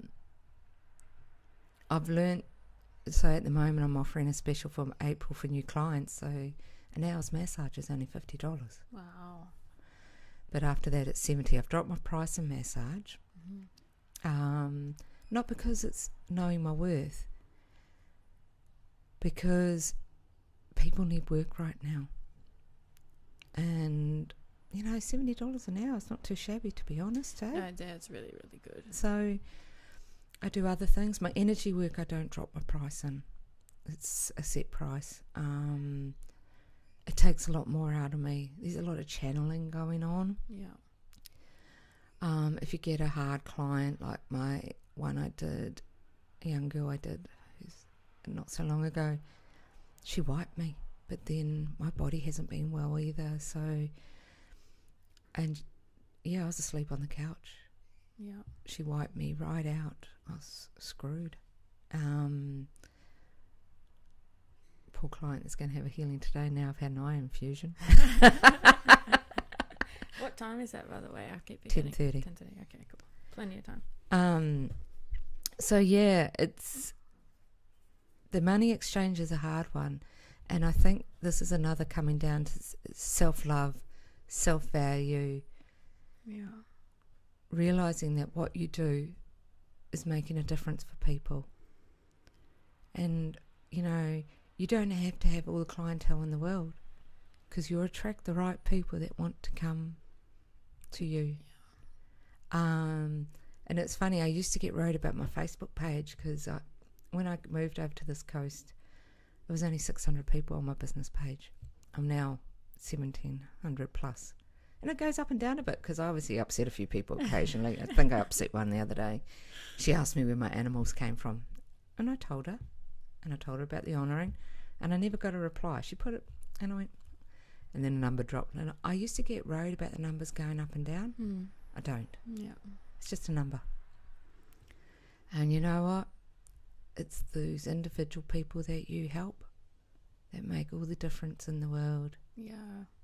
And, you know, the last 2 smudge wings was really interesting.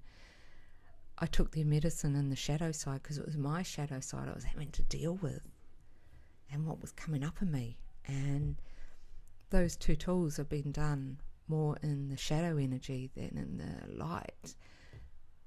They were sold within an hour. Yeah, I love that. And they're going to 2 of my these clientele or customers have a few of my tools. Yeah. So it's interesting because when I write this story, it's my story. And it's funny, like myself being a customer as well, I will just get a message, I need one of Steph's tools. Like, what have you got? Which one is it? Actually, the lady that just bought the owl wing, she turned around and said to me, she got a hold of me a few weeks ago. She goes, what are you working on? Oh, I've got this and this and this and this. And she goes, oh. She hadn't, nothing resonated. But she's waiting for me to make some more rattles too, because the first rattle got made and disappeared. Yeah, of course. Back to WA. And you know, if people think I make a really lucrative business out of it, no. You know, some weeks it's fucking hard to make ends meet. Because you're doing this full time now. I work a day and a bit in a remedial clinic, which is hard on my body. 25 years massaging, it's starting to get the better of me. But yeah, this is basically... This is my income. Yeah. It's not everyone's cup of tea. So it's a very select clientele. Yeah. So it's an interesting place to be on This Is How You Make Your Living, which is probably why I'm so diverse and I have crystals, do my healing, create clearing sprays, have smudging gear ready for people. You know, I go to land clearings as well. So, and I want to step more into my teaching, which it looks like it's just going to come. Yeah. And this holistic counselling really...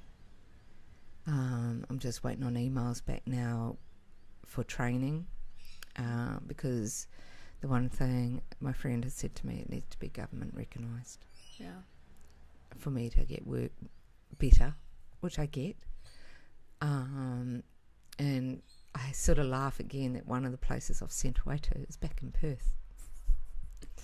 But I'm asking them if I could do it extramural because by all the courses I've looked at, they've got the more interesting one. They also do the mental health certificate, which really is what I'd like to go to. And it ties in with the psilocybin work I would like to really immerse myself back into. It's also,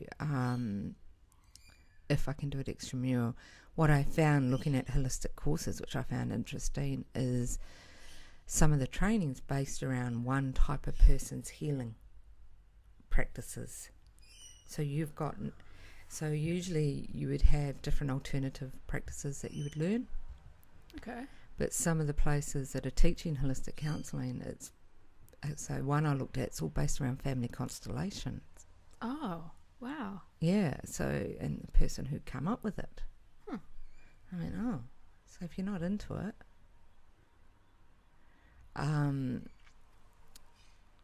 you know, and I was sitting there going, wow, you know, that was interesting to look at different courses and what their bases. I didn't even know that these were available.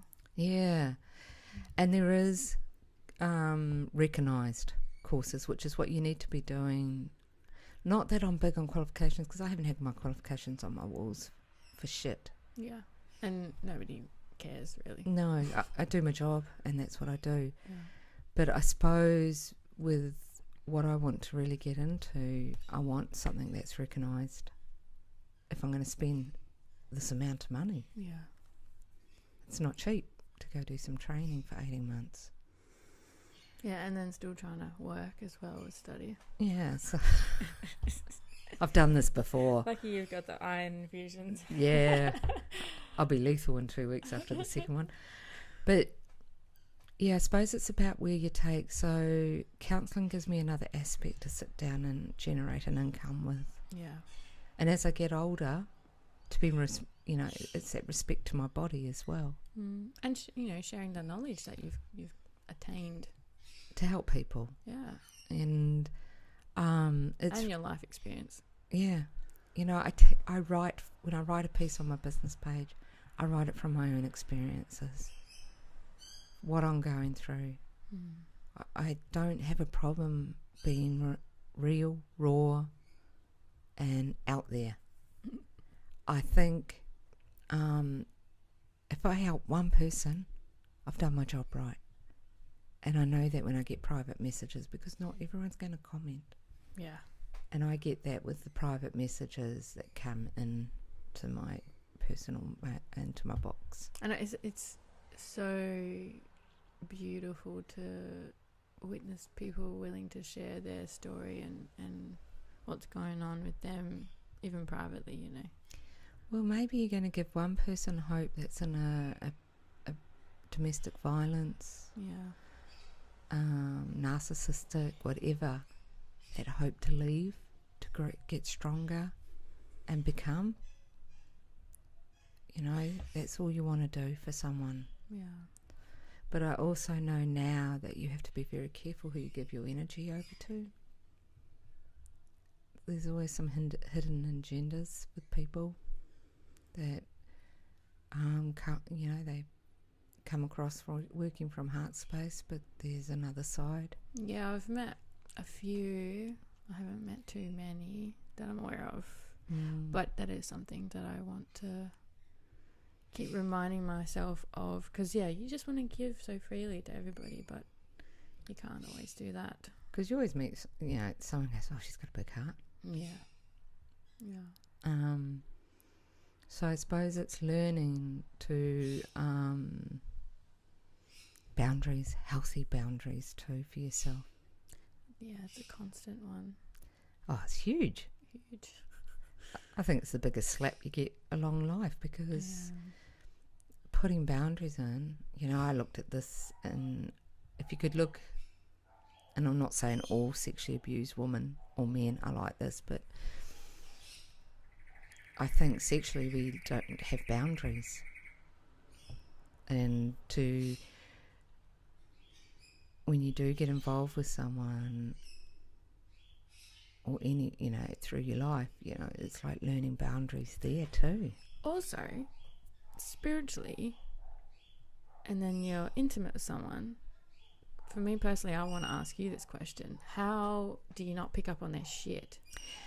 Well, I'll make you laugh. Quite a few years ago back in Perth, I was teaching Women of the Wild Woods. Womb of the Wild Woods, sorry. And I was doing some research about energy and energy fields, and I found this article, and it brought me up short, that if you sleep with a man once, or a woman, you're connected by an energy. And I went, whoa, because I sat there looking back at my past going, fuck. Yeah. And if you don't go through the cutting and the removal of the hooks and the cords that moment brought into you, you're attached to them on an energetic level. And so that sat me down going through a whole lot of cutting and removal, and went, wow, it just was profound for me. And when I sat with it on what I understand about energy, I can see that in a really real sense, that this can be really part and process. And I think I suppose I look at it, this radar that we carry for predators and all that, say if you're very promiscuous and you're sleeping with all these different men or women, all their energies are floating around in your field. So then you've got to disengage them, because if their energies aren't in a healthy place, what are they attracting into your field? Because it's sitting there.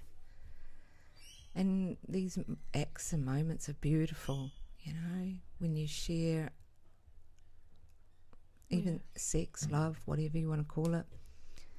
It is a connection between two beings, and it is a beautiful moment when it's consensual and you're in the moment. It's just wonderful. But then you forget about the aftermath that can come floating through. You're carrying some of their energy as well, especially if it's just a one night stand.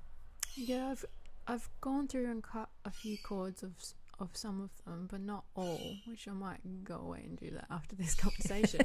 But so I'll share something that I don't normally share, and this is a big thing for me to even do it on here, but I think it might help someone else.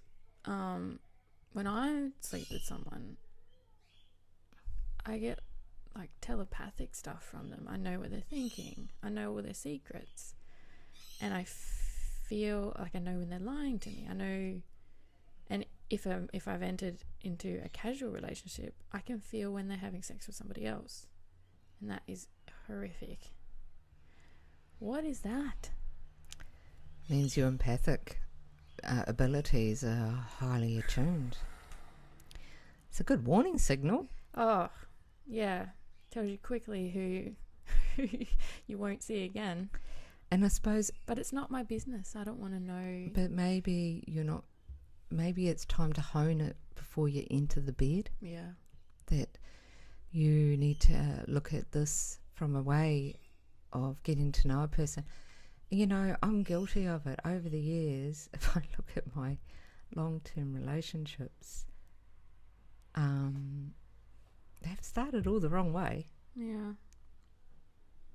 Yeah, it's funny. Like, I'm very, very confident in the bedroom, but if someone wants to get to know me on a romantic level, but get to know me, it's like, oh, that's different. Like, yeah, because you got to be vulnerable then. Look, being raw, being bare, you know, I'm shy. I'm not the smallest woman. To be naked in front of a man, you know, it brings up I love it. a few things I've got to breathe through and feel comfortable in myself, and it's hilarious. And I sort of really laugh at the arguments going on in my head. Yeah. But I love that time with a man, and that embracement, and that, you know, and probably what I love the most is to lie in his arms and be cuddled and held. Yeah. That is, to me, We're being total girls here. yeah, total girls. Look, sex is a bonus. Making love is a bonus. Yeah. But you know that to be held Yeah. is, and to be both fully present with each other, and it's just a beautiful thing. And to feel like they see you. Oh shit. Yeah, that's a scary part too. Jesus. But yeah, I think you need to hone your empathy in a different way. Yeah. I mean, it can happen with friends that I'm really close with, but not to the extent that it happens with partners. And I don't even, like, if the connection is strong, even with one person in my past, before anything even happened, we were finishing each other's sentences and being able to just know from our facial expressions what the other is thinking. And it took me a while to recognize it was happening. And even with one little fling that happened, for the next month afterwards, I felt all of this stuff in me, and I thought it was mine, until I had an epiphany that it was all the women he's ever slept with were all on him, and I was feeling them. So there's this energy exchange, and we forget that it's the most, when we twine our energies with another person sexually, there's more going on than we realise, I think, at times. And it's a very raw thing to have that happen. Ugh, especially not knowing what's punching you. You're being punched. No, and it's just like, this is where clearing. So where it's not for your highest good, you've got to clear it and honour yourself first and foremost. You know, this is where I think we all have to come from. It's called honouring who we are. Yeah. Because when we honour ourselves and love ourselves and can hold it true to who we are and where we are, then we can honour and love other people. Yeah. I mean, now it's like I'm definitely not wasting my time with anyone who's not on my level or wavelength. My biggest awakening, which has been the last few years, is that I've enjoyed my time alone. Yeah. How good is it? It's brilliant. So good. And to grow in myself and to heal myself and realise, you know, I'm now in the best place I can be for a relationship. Yeah. That I'm finally there. Woohoo! And that the next lot of stuff can only be generated when there's the mirror standing in front of you. Yeah. And it's great. It's a great place to be in life, and it's a great place to stand right now in myself. And I really look forward to the tool work that's about to come out, because I'm pretty sure it'll be it's already started to be interesting. So I can feel one of them's for me already.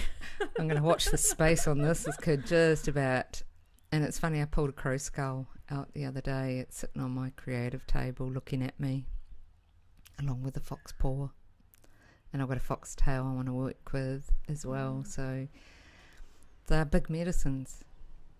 So, and I really look forward to actually seeing what they need to show me. So for now, I haven't got the tail out yet, but the paw sitting on my table, the crow skull's looking at me. It's just, they'll start talking. Yeah. I already know what the fox paw sort of wants me to do, where we're starting with. I need to go to Bunnings and buy a new tool. I'm the girl that doesn't do clothes shopping but loves going to Bunnings. Because I need a new cutting tool to make it more easy for what I'm doing with cutting wood. And I know that these will just be profound tools to go out to people. They'll be profound for me. Yeah. I mean, like, all of the tools that I've bought from you have been so powerful for me and for everyone that I use them. And the last one I bought from you was the goat horn with crystals. And, you know, I sat there waiting for it to speak to me. And, you know, I got a message saying, not yet, it'll come. And then during a energy work session, it was like, now it's time. Here you go. Let's start. And then it's been bit by bit by bit. Each time it's called in, it teaches me something new that I can do with it. Yeah, I always laugh to do with our mad crazy friend, because I've made him a tool. And I was up making a drum, and he was there, and this beautiful young tool maker who's gorgeous soul. And we finally got introduced to each other. And I remember Glenn going, now, this man who made him a tool as well, he goes, yours is soft and gentle. And yours, Steph, just kicks ass and slaps you, you know. It's been, right. Yeah. And I just went, okay. And I do know that on occasion I do make a tool that... Yeah, it's a stick, not a feather. Yeah, it's not gentle, it's not... But I suppose the process that I've gone through to... and I remember making his tool tested me too. Of course it did. And it was the first time I put a medicine pouch in it. Ah. That's sewn into it. So the medicines in that pouch were psilocybin and datura. And it was the first time I bought all those two. Wow. Because datura is a dangerous hallucinogenic, very dangerous, practiced by the Veracruz witches up in Mexico. It's their medicine. I've been the crazy tart and done my dieta with it. Wow. Which is taking small amounts for 3 weeks every day. And it opened my heart. It's very, the flower I was working with, which was the water spirit flower, it was like just opening my heart to do some healing. And I have full respect for that plant. It's dangerous. I would not take a journey medicine with it, but I would love to go up to Veracruz Mountains and meet the people that practice with it. Which, but you know,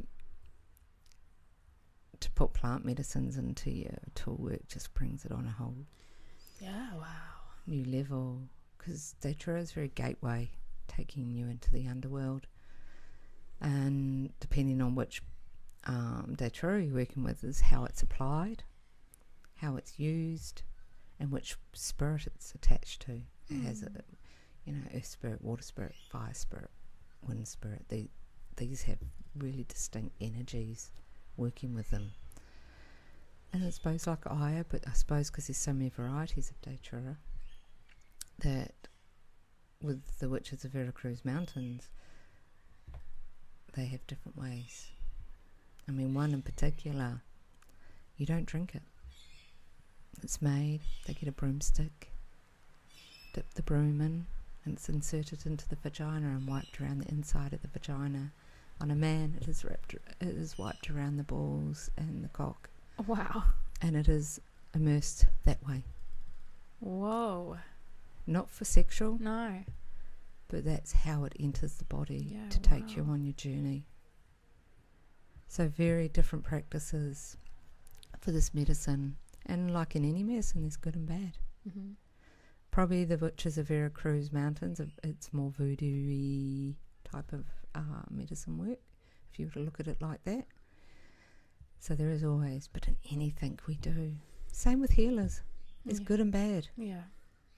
You know, but that's the way it is in anything. And in jobs, it's good and bad. Yeah. You know, not every mechanic's great. Not every doctor's great. Yeah. So, and I suppose if you look at it, it's all on energy. If you really want to pull in the right people, it's what you put out. And it's something I'm really fully do. Look, I have an altar in my bedroom. It has a manifestation board on it. I do one every year now. I got asked the other day, does it work? And I said, yeah, it does. Oh, hell yeah. And then I have my gratitude diary. Now, I used to use my gratitude diary as my appointment book, but now it's for me writing in what I want to bring in, what I'm grateful for in life, and what I want to bring to play. And, you know, I write in it and I give thanks for all the beautiful things that have come into my life. You know, I sit in gratitude from a heart space. And something I teach people too now is that people feel a lot of lack of abundance. You know what? I look at them and go, look at the little things that come to you. It might be a hug. It might be someone dropping off a meal. It might be someone giving you flowers. Because people have got so lost that abundance can only be money. And, you know, I'm grateful for everything and everybody that's entered my life. And their teachings for me, their lessons that I learned for myself. And I'm loving my journey right now.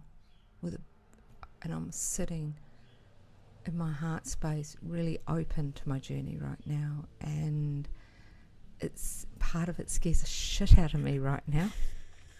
And the other part of me for once in my life is ready to sit with it and embrace it. And it's funny, I'm a full-blown Arian. My fire chart, my chart is fire. My big chart, fire. And patience is a virtue. I'm still learning at 50, and but for once in my life, I'm happy to sit with patience, because for once in my life I want this to go right in my life, that I want to enjoy it for its journey, for whatever it is. Well, I know moving over here has been so good for you. Oh, look, it's been hard work. Yeah. So many doors have opened for me here. I have met some amazing people that I am blessed to have in my life. This journey just keeps blowing my mind since I came back to the East Coast. It's been like, and it just shows me it was my time to leave Perth. Yeah. I'd got full warning. Spirit had stepped in and said it was time to go. But it's all the wondrous things, you know, and no, it hasn't been handed. I have worked my ass off to get my business start from scratch again and build it. Yeah, I was thinking about that the other day. I was like, wow, she just went in there without any clients at all. And, you know, and I hit, even in the spiritual fairs, what I do confronts even some of the organisers. Yeah. You know, I laughed. I see the wings all hanging. I had he doesn't know I heard this, an organiser say to someone I know who's a good friend, at the next fair we've put you next to Stephanie. I hope that's all right. And I'm just going, oh my God. But I suppose what I do is a bit confronting at times, but it's people's conception, you know. What I do is old. Yeah. Very old in amongst cultures. You feel it when you get drawn to your stall. But I laugh in amongst the spiritual community, and, you know, I laugh at who I am, you know. I am a spiritual woman, but you know what? I don't live spirituality every day of my life. Yeah, 'cause you need a break from this shit. You know, and my biggest thing I've always said for years, the man I want to spend the rest of my life with, he doesn't need to be a spiritual guru, whatever you want to. That would do my head in. Yeah. Honestly, I want someone I can just talk real with. That he gets what I do, understands what I do, respects what I do. That's all that I need. Mm-hmm. And to walk with me, because his path and my path, there's two journeys going on. He needs to walk what's right for him, but we're doing it together as the way I want it. Yeah. And I think that's in full respect to other people, and to full respect to the man's journey as well, and what he needs to do, it's right for himself, is what I need to do, it's right for me. Yeah. But yeah, as much as I do all this spiritual stuff, I like being normal too, as normal as I can be, but I'm a bit twisted. But I like those real conversations with real people. Yeah. And I like not being lost in the woo-woo of it all. Yeah, the woo-woo world. Fuck, the woo-woo world gets a bit intense sometimes, and you just go, really? You know, and I've got a habit of swearing. The bills are still there. Yeah. You know, the one thing I do trust in and believe in is you are your own creator of blocks. And if you don't feel abundant, nothing will flow properly. Yeah. So your biggest block is you. So when you can open up yourself and go, I've got this. This is all going to be fine. And this has been my biggest teacher in the last few weeks. To have a place on my own comes at a cost. And then I move into this house, and been here 2 weeks and step into 3 weeks of no fears. I'm not stupid with my money, so I'm pretty good at putting money away. But I still have to be sensible. And but it's been a test. And the teaching is every time I get worried about money, I get shown I've got to let that go. So that's what I do. I let it go. I am one of those girls that takes risks. Jesus, I've travelled across Australia a few times now. Mm-hmm. Me and my dogs and birds last trip. I'm not afraid to make change in my life. You know, I've had enough happen in my life to go, life's too short now. Yeah, that it is. But I'd like to think, there might be people that think differently. Nothing I've done is at the using of other people. So everything I do for myself. And that is, I think, something we all have to learn, is that if we don't get off our fucking asses and do this shit, stop procrastinating, stop bitching, stop moaning, stop whinging. Just get on with it. Fuck. It's not going to come to you. Sorry, the universe is up there going, you're not getting it. You're not having it. Get on with it. You know, I know fear stops us a lot. Yeah. And we have to override the fear.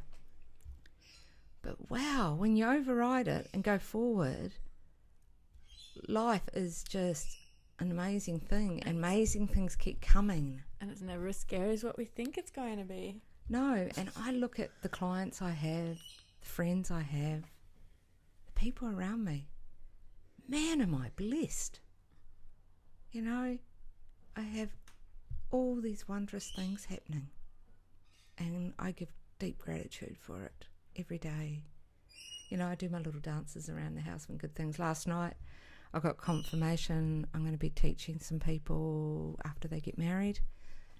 It's not till June, but wow, I've got people stepping up that want me to teach them Steph stuff. And that could be a bit twisted. No, it's perfect. And it isn't, because, you know, I'm not a big believer in labels either. You know, people go, so I'm a witch, I'm a shaman, I'm this, I'm that. I'm a medicine woman. God, I play with everything. But what are labels? Yeah.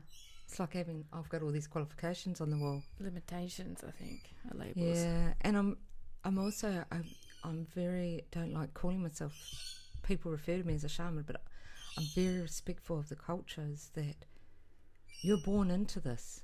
You are taught culturally, you grow up with this.